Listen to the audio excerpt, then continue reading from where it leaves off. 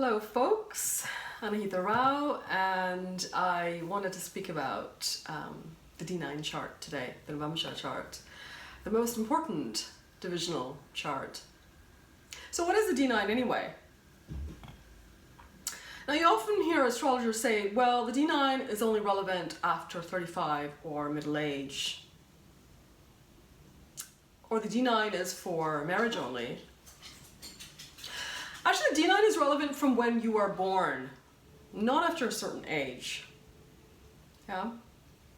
Though it's possible that we don't become aware of its impact until we pass our nodal return in our mid-30s.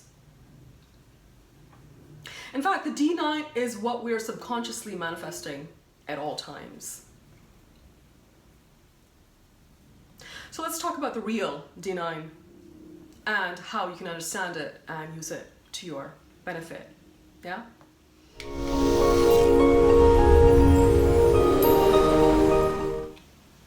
Now, most of us would agree that you're not just the physical self that you see in the mirror.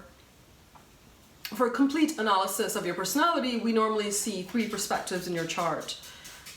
First, we see the ascendant, which is the first house, also known as the Lagna. This is the first divisional chart, or the D1. This is the basic chart, which we always refer to, the birth chart, with the ascendant as the first house. The important thing to remember is that the D1 is rooted in time and space. This determines the physical, the material, and the social aspects of your life. So it's ideal for predicting tangible events which occur in your real life. Marriage, education, children, travel, business, health, even death. So for instance, if you're going through the dasha of a planet that represents the 7th house, or of a planet sitting in the 7th house, or with the 7th lord, then we can predict marriage during that particular dasha sequence. But there's more to it than that. The second perspective that we look at, of course, in the birth chart is with the moon sign as the first house. This sets up the emotional context and the comfort zones of your personality. This is how every tangible event affects you on the emotional and mental level. For example, Saturn influencing the moon will restrict your emotions. Just very generally, right? And of course, the third perspective we see is from the Navamsha, which is known as the Ninth Divisional Chart. Now this should be used to analyze the astral, the spiritual, the emotional, and the psychological planes of your personality, basically your character in essence. The D9 is the real source from which the chart D1 derives its power and its context.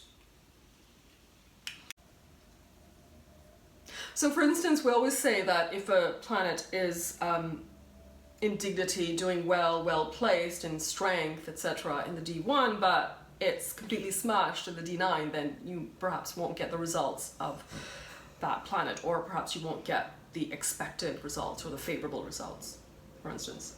The D9 is used to determine the strength and the disposition of the astral self in this way. We spend about 6 to 9 hours completely in the astral realm every day when we're asleep. But even when we are awake, the events from the astral realm are going on side by side with the conscious self, as we know ourselves to be. So if you're aware, you can see these from the corner of your eyes, or register them as a sort of what we call a sixth sense. If you engage in some kind of spiritual practice on a regular basis in your life, it's going to be easier to notice these events. This is in essence the D9, which is what? The inner self. The D9 will not make much sense to you unless you're a little bit spiritually inclined. It's not really used for predicting tangible life events. The D9 is sort of a continuous now. You are your D9, which is manifested in the physical environment, which is known as the D1. The D9 is not linked to time and space the way that the D1 is. It represents everything from your past lives and parallel life, which is influencing your reality now. D1 is contingent on time and space, and thus limited by the dasha sequence, naturally. In this way, no events can transpire unless you get the right dasha for that event at the right time in your life. Now, being that your inner self is the D9, you periodically manifest portions from this inner or astral world with the placements of the D1. Yeah? And then you again go back to the astral realm to recover. This happens temporarily while you sleep, every day. And it happens permanently when your body dies. The D9 tells you what is possible, the potential, as you believe, and what you actually want. In this way, it sets the range and the limits for the D1, the present life that shows our karma that is set to manifest now. And the D1 can only happen within this range. Most astrologers will use the D9 to determine the actual strengths of the planets that are placed in the D1, or for marriage predictions. But in reality, I think that all of the graha in the D9 should be analyzed. One thing that is key is to see the relationship between the D1 position and the D9 position of a particular planet. This will determine if the astral expectations are in harmony with the material reality that it manifests. I'll give you an example. So let's say you're going through Mars Mahadasha right now, and your Mars is exalted in Capricorn and your D1. But it goes into Leo and your D9 Navamsha chart. Then what's happened here? It's gone from Capricorn to Leo, which is 8th place from itself, which is a tough place. So it can cause a lot of sudden events, unexpected endings in your dasha, in your Mars Mahadasha. But since the Mars is in a dignified position, it's exalted in Capricorn in your D1, the transformation that it brings due to the 8th from itself being in Leo in your Navamsha can be positive, and it can also be very growth orientated. It can also, of course, bring a lot of awareness simply by its position in Capricorn. Let's take for another example here. You're experiencing Saturn's Mahadasha, and Saturn sits in your 12th house in your D1, but it goes into the 4th house in your D9. Well, this is 5th from itself, so that's quite okay, but in and of itself, the 4th house is not a positive place for Saturn. The astral D9 placed 4th house Saturn may restrict comforts in your life. It may restrict maternal love. It may restrict emotional shelter. It may restrict relationships with your family or bring challenges in property matters, forcing you to move many times during its dasha.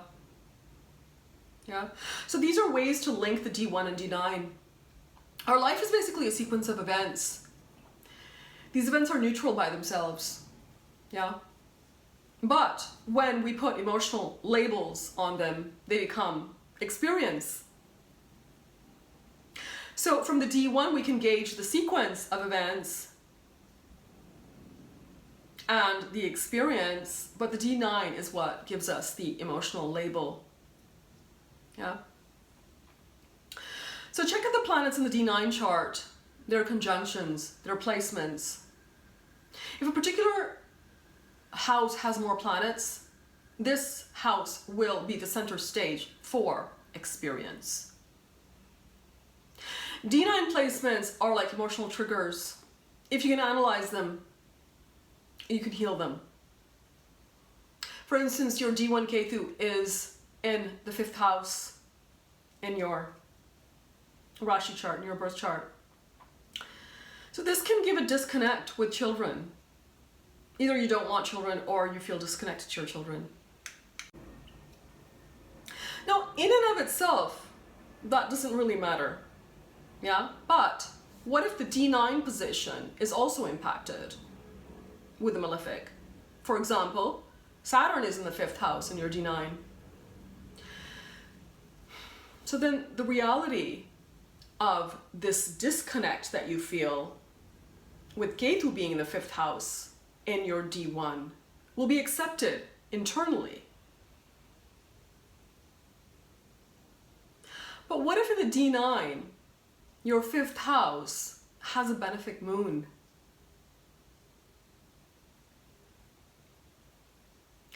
Then the physical reality of the disconnect to your children, which comes from Ketu in your 5th in D1, will be very traumatic on the subconscious and emotional level. For instance. So then, of course, the question is, why is marriage the most popular usage for the D9 chart? Because the most intimate relationship can be the cruelest teacher linked to the deepest experience in our life and would require rebalancing and healing. Thus, the experience of marriage is always seen in the context of the D9. It's as simple as that. The more intimate the relationship, the more intensely emotional the interaction. So in matching horoscopes for marriage, you should also match both people's D9 charts.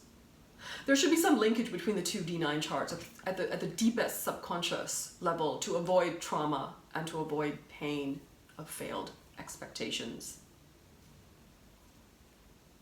In fact, you can also take the D1 of one person and see how it overlaps onto the D9 of the other person for some further clarity. D9 is also the basis on which your immediate next life will be created. You know, the astral realm moves a little bit faster than the physical realm. And thus, the astral realm is also the seed for rebirth. So your emotional affinity and the direction of your energies is already shown in the D9.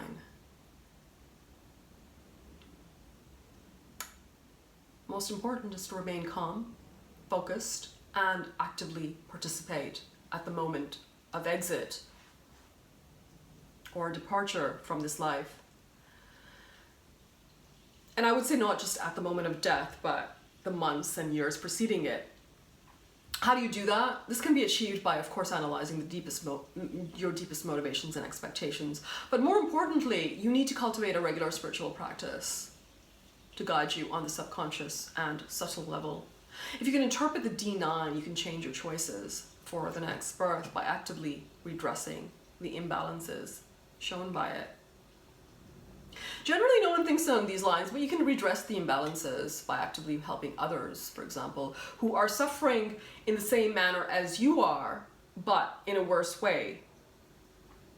And in fact, that's one of the best remedies, is to give to those people who are dealing with similar problems and issues as you are, but perhaps in a more intense way. Learning by negative example is of course the domain of karma anyway. So for example, if your parents never looked after you, you could help out a children's orphanage. You can also do mantra pujas for the unbalanced planets in the D9. Doing regular spiritual practice will help you silence your conscious mind and allow your subconscious mind to operate So in this way, that is happening on its own. Remember, we always manifest what we subconsciously expect anyway.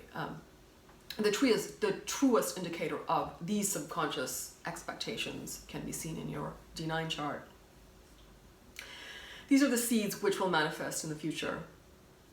So studying the D9 and taking remedial action can resolve this unbalanced planetary energy, which would otherwise impact several lifetimes. Yeah. So that's my take on the D9, and I hope that you found that useful.